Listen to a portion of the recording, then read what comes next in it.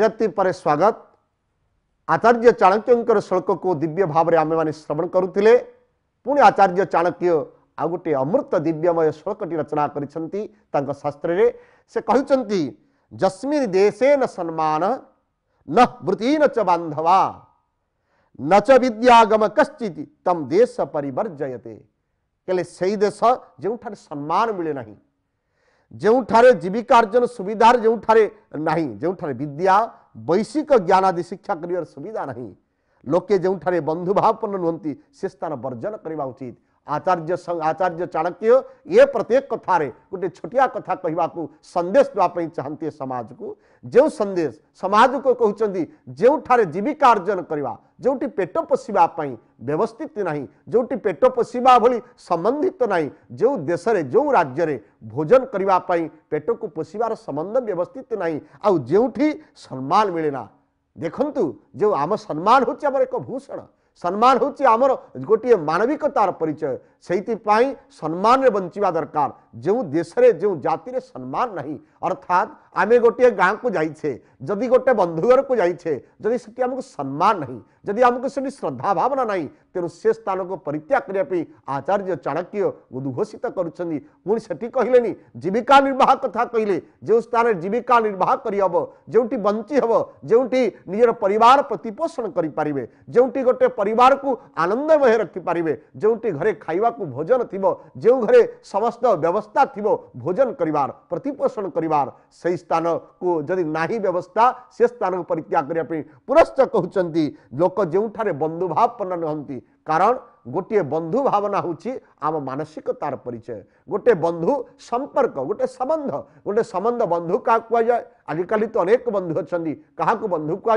जी सुख आ दुख रे उभय। आम परवर्ती आचार्य चाणक्य क्या बंधु कह जाए कथा को शुणा, किंतु वास्तव में बंधु होती किए ना निज जी सुख आ दुख रे उभय रे जे मियमाण होता है, जे उभय भाव में आपन को समभावन होता है। जो स्थान बंधुभावपन्न नहीं, जोठारे बंधुत्व नहीं, जोठारे रोजगार क्षम नहीं, जो स्थान रे श्रद्धा भाव नहीं, से स्थान रे रहिबा बंचिबा जहा मृत्यु सहित समान। तेणु ये भली स्थान रे बंचिबा दरकार, जो स्थान रे सुख सुविधा न मिलू किंतु सुख मिलू, जो स्थान रहिबा सेठी समस्त जेमती परस्पर भितरे एक सुंदर सुहृद भावना, जोटी समस्त भितरे आनंदमय भावना थिबो, एवं खाली सेठी आनंदमय नुहे, गोटे सुंदर व्यवस्था थिबो, रोजगार क्षम थिबो। अच्छा आपण कहिबे आपण घरे आपण जो राज्य रचन सेठी भोजन करिवार व्यवस्था नहीं, भोजन कले मनुष्य बंचिबे केमिति? तेणु आचार्य चाणक्य कहउछन्ती से स्थान को तुरंत परित्याग करिवे, एवं तुरंत परित्याग करी एक जो स्थान रे यही बड़ी व्यवस्था थिबो, अर्थात जोठी रोजगार व्यवस्था थिबो, जोठी सम्मान थिबो, समबंधु भावपन्न थिबे,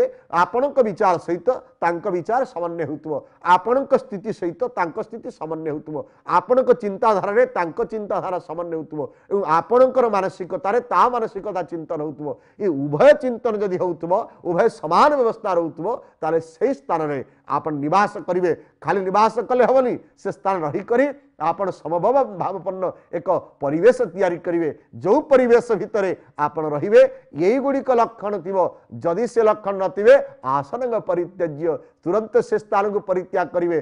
कहीं परित्याग कले? आपण सिना भोजन कले रहिबे, आपण जदि पेटरे भोजन न करंती तेरे निवास केमिति करिवे? आपण जदि गोटे समबंधु बापने सुख दुख रे आपण को धरा जाऊ गोटे समभावपन्न बंधु होगला। आजिकल समाज समस्या कौन कि आमे भलरे अछंती किंतु पड़ोशी सहित भल संपर्क नहीं।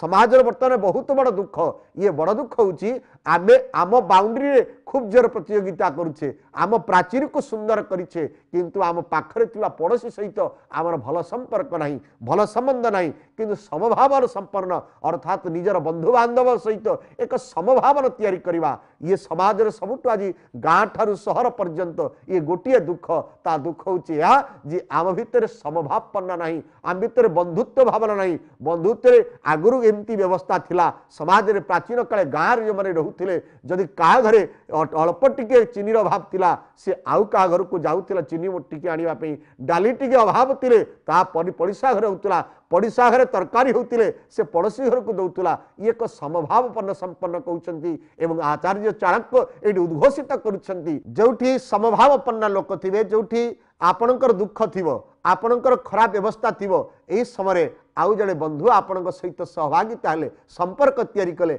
आपण दुख विनाश हो आपण उभय परस्पर भितर एक समन्वय तैयारी करेंगे आपण असुविधा समय ता सहित सुविधा एवं सुविधा समय असुविधा उभय परस्पर भितर तले प्रतिबंधित हो प्रतिद्वनित हो आपण मन भितर एक सुहृद भावना सृष्टि हो जो सुहृद भावना आपण एक सुंदर परिचय सृष्टि कर जो आचार्य चाणक्य बड़ी चमत्कार करी ए समाज को दिग्दर्शन देवाई कहले तुम्हें आगे पड़ोशी सहित समभावनापन्न तैयारी कर संपर्क तैयारी कर एवं एमिति जो स्थान रुह जे तुमको सम्मान श्रद्धा आ भल पाइबा मिलियो सही स्थान रहिले तुम्हें जेमिति रहिच जो स्थान अछ ता एक स्वर्ग परिणत हो ता एक आनंदमय परिवेश तैयारी हो ता एक एक चमत्कार परिवेश तैयारी हो तेणु आचार्य चाणक्य उद्घोषित करी कहउछन्ती समभावपन्ना समचिंतन एवं सम्मान जो मिलूँ से रहा दरकार सम्मान शब्द अर्थ होया जे सम्मान शब्द अर्थ आपन के पूजन करेंगे पुरस्कार करेंगे अत श्रद्धा देवे अत भल पाइबा देवे भल पाइबा जो रहा नहीं से स्थान में सर्प जेमिति रहती साप जेमिति रहे साप केमती रहे ना मूषा को जेमिति खाए एवं मूषा खाइला परे जेमिति मूषा को साप खाई जाए एवं खाई से तारी गातर रहे ठीक सही परि भाव में दुष्ट लोक माने खराब लोक जो स्थान रे ये परोक्षर कहते आचार्य से स्थान में साप रहा सहित सामान साप जेमिति केतबेले आपन को चोट दुष्ट साप केतबेले आपन को चोट पकेइबो ताहा केही कहि परिबे नाही ठीक सही परि आचार्य चाणक्य कहउचंती जे तुमे जीवन रे जदि वास्तव में समभावपन्न सम्मान सहित बंचिबा सहे जदि न बंच ताले दुष्ट साप जेमिति थाए से स्थान रहिबा जहा ये स्थान रहिबा सेया तेनु दुष्ट साप केतबेले कामुडी पकेइबो ताहा के ग्यारंटी दे परिबेनी एठी आचार्य चाणक्य उद्घोषित करुछंती आसंतु आमे बंचिबा एक समभावन्न परिवेश तैयारी करिबा समन्वय तैयारी करिबा परस्पर सहित भल पाइबा सहित बंचिबा यह ही आचार्य चाणक्य उद्घोषित करुछंती एवं ये आचार्य चाणक्य श्लोक को एठी विश्राम दे पुणी आसंता अध्याय को अपेक्षा करिबा रहिली। जय जगन्नाथ जय जगन्नाथ जय जगन्नाथ।